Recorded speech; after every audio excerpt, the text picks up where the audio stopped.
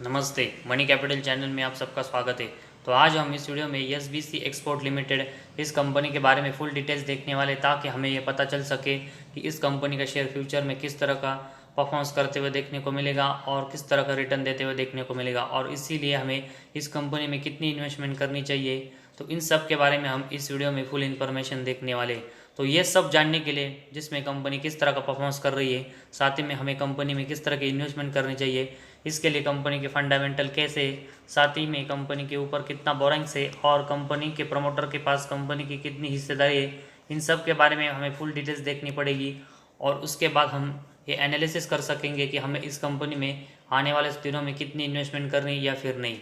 तो सबसे पहले कंपनी के परफॉर्मेंस देखने के लिए कंपनी कौन से बिजनेस में काम करती है वो देखना भी ज़रूरी है। तो एसबीसी एक्सपोर्ट लिमिटेड ये कंपनी की शुरुआत 2011 से हुई थी, और ये कंपनी के बारे में देखेंगे तो ये हमें ट्रेडिंग और साथ ही में manufacturing of garments, man power supply service, tower operate service में काम करती है। और वही अगर हम करंटली देखेंगे तो कंपनी के जो डिस्ट्रीब्यूटर्स है वो इंडिया में हमें 70 देखने को मिले। तो एवरेज अगर हम देखेंगे तो कंपनी के पास हर साल 75 न्यू प्रोजेक्ट आ रहा है, जिसकी वजह से कंपनी का जो बिज़नेस है वो हमें बहुत ही अच्छा देखने को मिला। लेकिन इस बिज़नेस में कंपनी किस तरह का परफॉर्मेंस कर रही है वो भी हमें देखना पड़ेगा। तो सबसे पहले हम कंपनी का क्वार्टरली रिजल्ट तो सबसे पहले हम इसके लिए कंपनी का जो क्वार्टरली रिजल्ट है उसके बारे में इंफॉर्मेशन देखते हैं। तो इस साल के क्वार्टर फर्स्ट में अभी कंपनी का जो फाइनेंशियल रिजल्ट अनाउंसमेंट हुआ था जून 22 का, उसमें देखेंगे तो कंपनी का जो नेट प्रॉफिट है वो हमें 2.34 करोड़ का देखने को मिला है, जो कि अगर हम क्वार्टर 4 में देखेंगे तो उस समय कंपनी का नेट प्रॉफिट 1.37 करोड़ का था। तो 1.37 से कंपनी का नेट प्रॉफिट बढ़कर 2.34 तक जाते हुए देखने को मिला है। तो नेट प्रॉफिट कंपनी का क्वार्टरली बेसिस अच्छा बढ़ते हुए देखने को मिला है। वही अगर हम पिछले साल के क्वार्टर फर्स्ट में देखेंगे तो उस समय कंपनी का जो नेट प्रॉफिट का सेक्शन है उसमें हमें कंपनी 88 लाख का लॉस करते हुए देखने को मिली थी, जो कि अभी हमें ये लॉस कम होकर कंपनी प्रॉफिट में आते हुए देखने को मिली। और कंपनी का नेट प्रॉफिट इस साल के क्वार्टर फर्स्ट में 2.34 करोड़ तक जाते हुए देखने को मिला है। तो क्वार्टरली और ईयरली बेसिस दोनों बेसिस अगर हम देखेंगे तो जो कंपनी का नेट प्रॉफिट है उसमें कंपनी हमें बहुत ही अच्छी ग्रोथ करते हुए देखने को मिली। तो क्वार्टरली और ईयरली बेसिस दोनों में कंपनी का जो नेट प्रॉफिट है वो हमें अच्छे से बढ़ते हुए देखने को मिला है। साथ ही में कंपनी का ईपीएस भी अगर हम देखेंगे तो इस साल के क्वार्टर फर्स्ट में हमें क्वार्टरली और ईयरली बेसिस दोनों बेसिस देखेंगे तो बढ़ते हुए देखने को मिला है, जो कि ये भी कंपनी के बिजनेस के लिए हमें बहुत ही पॉजिटिव पॉइंट देखने को मिला है। तो क्वार्टरली बेसिस अगर हम देखेंगे तो क्वार्टर फर्स्ट में कंपनी का जो फाइनेंशियल रिजल्ट है उसमें कंपनी हमें अच्छा ग्रोथ करते हुए देखने को मिली है। इसके बाद कंपनी का प्रॉफिट एंड लॉस स्टेटमेंट है उसके बारे में हम इंफॉर्मेशन देखते हैं। तो उसमें सबसे पहले हम कंपनी का जो सेल्स का सेगमेंट है वो देखेंगे तो मार्च 11 में कंपनी का सेल्स 0 था, इसके बाद 12 में 2 करोड़, इसके बाद 2 करोड़, इसके बाद बढ़कर 10 करोड़ होते हुए देखने को मिला, इसके बाद 16 करोड़ का हमें होते हुए देखने को मिला, इसके बाद बढ़कर 21 करोड़, इसके बाद फिर से बढ़कर 29, फिर इसके बाद फिर से बढ़कर 64, इसके बाद मार्च 19 में बढ़कर 80 करोड़, इसके बाद मार्च 20 में बढ़कर 109 करोड़, और मार्च 20 में ये बढ़कर हमें 192 करोड़ का होते हुए देखने को मिला है, और मार्च 22 में 168 करोड़ का देखने को मिला है। तो मार्च 22 में ज़रूर हमें थोड़ा सा कंपनी के सेल्स की ग्रोथ कम होते हुए देखने को मिली है, लेकिन अगर हम ओवरऑल मार्च 11 से देखेंगे तो कंपनी का जो सेल्स 0 था वो अभी हमें कंपनी का 168 करोड़ तक मार्च 22 में जाते हुए देखने को मिला है। तो कंपनी की जो सेल्स की ग्रोथ है वो हमें बहुत ही डिसेंट देखने को मिली है, और इसी वजह से कंपनी के जो बाकी के परफॉर्मेंस है बाकी के सेगमेंट में उसमें भी कंपनी अच्छी ग्रोथ करते हुए देखने को मिल सकती है। तो कंपनी का जो सेल्स है उसके कंपेरेटिवली कंपनी के एक्सपेंस देखेंगे तो मैक्सिमम टाइम हमें कंपनी का जो एक्सपेंस है वो कंपनी के सेल्स के कंपेरेटिवली कम देखने को मिला है, और उसी वजह से ऑपरेटिंग प्रॉफिट कंपनी का हमें कंटिन्यूस मैक्सिमम टाइम प्लस में देखने को मिला, जो कि एक पॉजिटिव पॉइंट है। तो कंपनी के सेल्स में से अगर हम एक्सपेंस को कट करके देखेंगे तो कंपनी का ऑपरेटिंग प्रॉफिट हमें मार्च 16 तक 0 देखने को मिला था, लेकिन मार्च 17 से देखेंगे तो कंपनी का ऑपरेटिंग प्रॉफिट 1 करोड़, 2 करोड़, 3 करोड़, 4 करोड़, 4 करोड़, 8 करोड़। तो कंपनी का मार्च 17 के बाद अगर हम देखेंगे तो ऑपरेटिंग प्रॉफिट की ग्रोथ है वो हमेशा बढ़ते हुए देखने को मिली, जो कि कंपनी के परफॉर्मेंस के लिए एक बहुत ही पॉजिटिव पॉइंट है। वही इसके बाद कंपनी का ऑपरेटिंग प्रॉफिट मार्जिन देखेंगे तो कंपनी का ये हमें मार्च 11 में कोई देखने को नहीं मिला था, लेकिन इसके बाद 1% 1%, 1%, 0%, 1%, 2%, इसके बाद बढ़कर फिर इसके बाद 2%, इसके बाद 3%, इसके बाद 4%, 2%, और मार्च 22 में 4% देखने को मिला है। तो कंपनी का ऑपरेटिंग प्रॉफिट मार्जिन अगर हम मार्च 11 से देखेंगे तो मार्च 22 तक हमें ये 1% से लेकर सिर्फ 4% तक जाते हुए देखने को मिला है। कंपनी की ऑपरेटिंग प्रॉफिट की जो ग्रोथ है वो भी हमें बहुत ही धीरे होते हुए देखने को मिली है। ये हम इसी वजह से ऑपरेटिंग प्रॉफिट मार्जिन भी कंपनी का हमें बहुत ही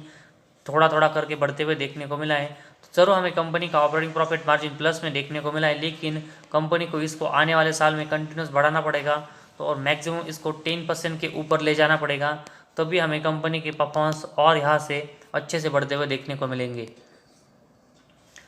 इसके बाद कंपनी का नेट प्रॉफिट अगर हम देखेंगे तो पहले 5 साल में कंपनी नेट प्रॉफिट में हमें कोई यहाँ पर प्रॉफिट करते हुए देखने को नहीं मिली थी, लेकिन अगर हम मार्च 18 से देखेंगे तो कंपनी का जो नेट प्रॉफिट है वो हमें 1 करोड़ का होते हुए देखने को मिला। इसके बाद 1 करोड़, 1 करोड़, इसके बाद बढ़कर 2 करोड़, इसके बाद मार्च 22 में हमें 3 करोड़ का देखने को मिला है। तो कंपनी का जो नेट प्रॉफिट है वो हमें पिछले 5 सालों में कंटिन्यूस प्लस में ज़रूर देखने को मिला, लेकिन इसकी जो ग्रोथ है वो हमें बहुत ही धीरे होते हुए देखने को मिली है। तो ऐसे में हमें बहुत ही संभाल कर इस कंपनी में इन्वेस्टमेंट करनी पड़ेगी और सही समय पर इस कंपनी में प्रॉफिट बुकिंग करनी पड़ेगी, क्योंकि कंपनी का जो नेट प्रॉफिट है वो अभी हमें 1 करोड़ से लेकर 3 करोड़ तक यहाँ पर देखने को मिला है। तो ऐसे में कंपनी का जो एक्सपेंस हमें सेल्स के कंपेरेटिवली किसी भी साल बढ़ते हुए देखने को मिलता है, तो कंपनी का नेट प्रॉफिट हमें लॉस में भी जाते हुए देखने को मिल सकता है। तो ऐसे में हर समय पर हमें इस कंपनी में प्रॉफिट बुकिंग करनी पड़ेगी, ताकि किसी भी समय कंपनी का नेट प्रॉफिट अगर हमें कम होते हुए देखने को मिलता है तो कंपनी के शेयर में हमें गिरावट होते हुए देखने को मिलेगी और ऐसे में हमें लॉस होते हुए देखने को मिलेगा। तो ऐसे में कंपनी के शेयर में हमें एक अच्छी तेज़ी आते हुए देखने को मिलती है, तो ज़रूर हमें यहाँ पर प्रॉफिट बुकिंग करनी चाहिए। इसके बाद कंपनी की बैलेंस शीट है, उसके बारे में हम इंफॉर्मेशन देखते हैं। तो मार्च 22 में कंपनी के जो रिजर्व है वो हमें 5 करोड़ के देखने को मिले, और मार्च 20 और 21 के कंपेरेटिवली कंपनी का जो रिजर्व है वो हमें थोड़ा सा कम होते हुए देखने को मिला है। वही इसके कंपेरेटिवली कंपनी का बोरिंग्स देखेंगे तो कंपनी हमें मार्च 22 में डेट फ्री होते हुए देखने को मिली थी। अगर हम मार्च 22 में कंपनी हमें डेट फ्री देखने को मिली है, और पिछले 3 साल में कंपनी का जो डेट हमें यहाँ पर कम होते हुए देखने को मिला था, और कंपनी जो डेट कम करने की कोशिश कर रही थी उसमें कंपनी हमें सक्सेसफुली होते हुए देखने को मिली और ये डेट फ्री होते हुए देखने को मिली है। तो कंपनी की बैलेंस शीट में कंपनी डेट फ्री होना ये बहुत ही पॉजिटिव पॉइंट है, लेकिन कंपनी का जो रिजर्व है वो थोड़ा सा कम हुआ है, उसको कंपनी को यहाँ से अच्छे से मेंटेन करके बढ़ाना पड़ेगा, तभी हमें कंपनी की बैलेंस शीट और स्ट्रांग होते हुए देखने को मिलेगी। तो अभी कंपनी की जो बैलेंस शीट है वो हमें ठीक ठाक देखने को मिलेगी, जिसमें कंपनी हमें बहुत ही अच्छे रिजर्व देखने को नहीं मिल रहे, लेकिन कंपनी हमें डेट फ्री देखने को मिले, जिसकी वजह से कंपनी के नेट प्रॉफिट के ऊपर फिलहाल हमें कोई यहाँ पर इम्पैक्ट आते हुए देखने को नहीं मिलेगा। इसके बाद कैश फ्लोज है, उसके बारे में हम इंफॉर्मेशन देखेंगे तो मार्च 22 में कंपनी के नेट कैश फ्लो हमें +1 करोड़ के देखने को मिले, जो कि मार्च 21 में -1 करोड़ के देखने को मिले थे, और मार्च 20 में हमें ये 2 करोड़ के देखने को मिले थे, और इससे पहले 0, 1 और 0 इससे पहले हमें देखने को मिले। तो कंपनी का जो नेट कैश फ्लो है वो हमें कंटिन्यूस प्लस और माइनस में जाते हुए देखने को मिला है। तो कंपनी को इसको कंटिन्यूस प्लस में रखकर यहाँ पर ग्रोथ करनी पड़ेगी, तभी हमें कंपनी के परफॉर्मेंस में ये कंट्रीब्यूट करते हुए देखने को मिलेगा। तो फिलहाल कंपनी का नेट कैश फ्लो भी हमें थोड़ा सा अनस्टेबल देखने को मिला है।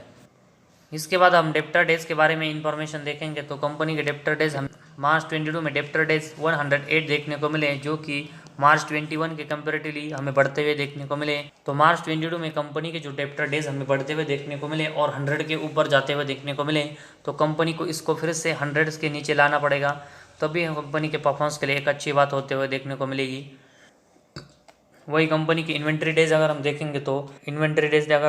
तो हमें ये 63 देखने को मिले, और कंपनी इसको कंटिन्यूस 100 के नीचे रखने में कामयाब हमें होते हुए देखने को मिले, जो कि एक अच्छी बात है। वही इसके बाद लास्ट पॉइंट कंपनी का शेयर होल्डिंग पैटर्न है, उसके बारे में इंफॉर्मेशन देखेंगे तो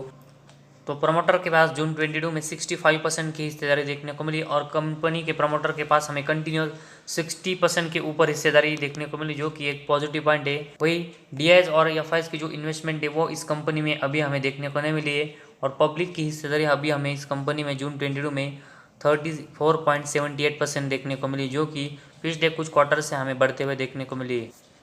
तो डीआईज और एफआईज है वो अभी हमें इस कंपनी में इंटरेस्टेड देखने को नहीं मिल रहे। तो फिलहाल अभी DIs और FIs की जो इन्वेस्टमेंट है वो इस कंपनी में नहीं है। तो ओवरऑल अभी हमें इस कंपनी में जो भी यहाँ पर इन्फॉर्मेशन देखी उसमें क्वार्टर फर्स्ट के जो कंपनी के फाइनेंशियल रिजल्ट है उसमें कंपनी का नेट प्रॉफिट हमें क्वार्टरली और ईयरली बेसिस बढ़ते हुए देखने को मिला है। साथ ही में कंपनी का प्रॉफिट एंड लॉस स्टेटमेंट में कंपनी की जो सेल्स की ग्रोथ है वो कंपनी हमें कंटिन्यूस बढ़ाते हुए देखने को मिली है। लेकिन अगर हम कंपनी का नेट प्रॉफिट देखेंगे तो हमें पिछले 3-4 साल से ही कंपनी प्रॉफिटेबल होते हुए देखने को मिली और उसमें भी कंपनी का नेट प्रॉफिट 1 करोड़ से लेकर हमें सिर्फ अभी मार्च 22 तक 3 करोड़ तक बढ़ते हुए देखने को मिला है। तो ऐसे में कंपनी जो नेट प्रॉफिटेबल है उसकी वजह से छोटी इन्वेस्टमेंट से अभी हम इस कंपनी में स्टार्टिंग कर सकते हैं। लेकिन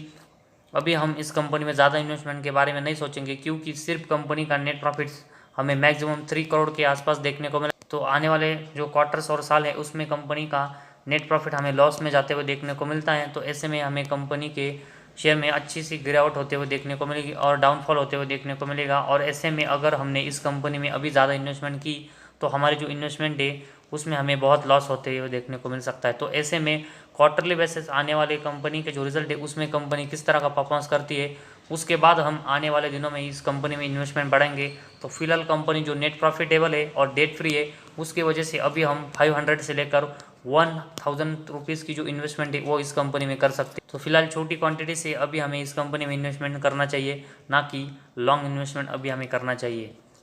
तो इस वीडियो में बस इतना ही। अगर आपको हमारा वीडियो पसंद आया तो चैनल को ज़रूर सब्सक्राइब कीजिए।